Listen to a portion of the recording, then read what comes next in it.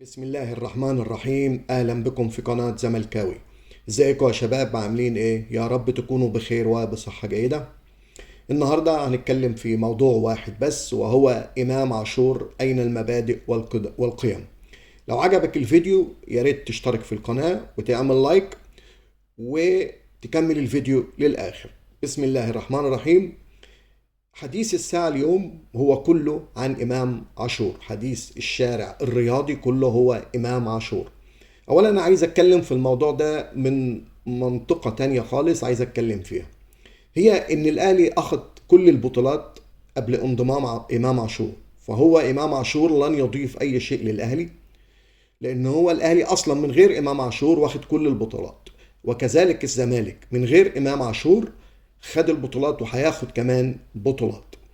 ولكن انا عن نفسي مش متاثر قوي ان امام عاشور راح الاهلي، لان انا بشوف الجانب، كل حاجه في الحياه فيها جانب سلبي وفيها جانب ايجابي.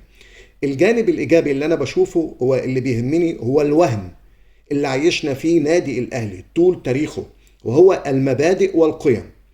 المبادئ والقيم اللي كان الاهلي بيفتخر بها طول تاريخه انتهت، ما عادتش موجودة. المبادئ دي خلاص انتهت، أصبح شيء واحد يقود المنظومة الرياضية وهي المصلحة بس. أصبح كمان إن اللي مسيطر على الخطيب أو على إدارة نادي الأهلي هو رغبة الانتقام من المستشار مرتضى منصور.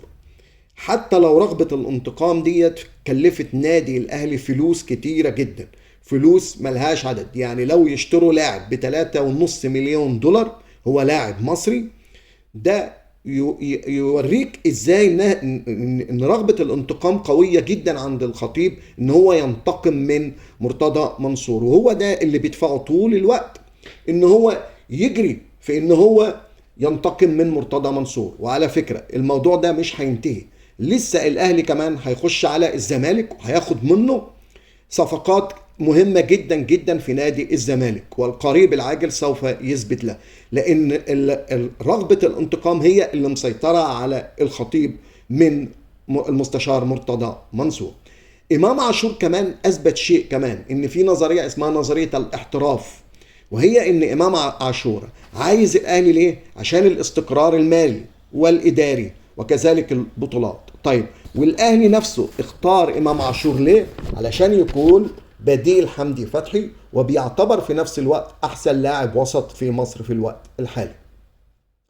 اللوم كله بيجي على مين؟ بيجي على اللي باع امام عاشور. واليوم ده بيعتبروه صعب جدا على جمهور نادي الزمالك، ولكن لازم نستفاد من اليوم ده في حاجة واحدة، ان احنا ما نبيعش لعيبة تاني.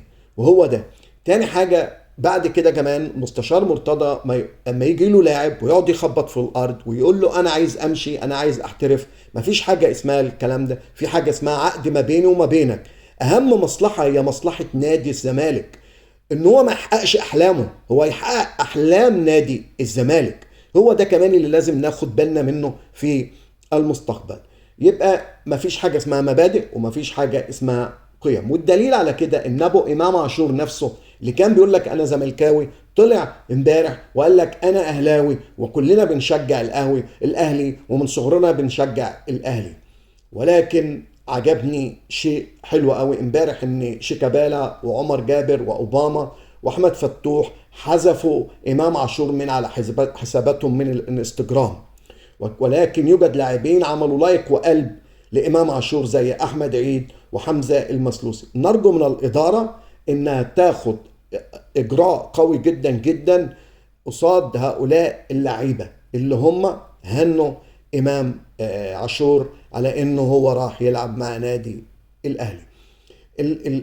الموضوع ده لازم يقدر يبقى طفره في تاريخ نادي الزمالك، والتغيير اللي هيعمله نادي الزمالك في المستقبل، لان اللي حصل ده كانت ضربه قويه جدا لجمهور نادي الزمالك، ولكن في نفس الوقت هي ضربة برضو لجمهور الأهلي، إن انتهت في المبادئ والقيم وظهر منظومة جديدة اسمها أنا مصلحتي فين؟ أنا هروح لمصلحتي، أنا ما يهمنيش غير مصلحتي. واللاعب هو ما عادش له انتماء، اللاعب بيبص للفلوس بس، وهو ده اللي لازم نفهمه في المستقبل.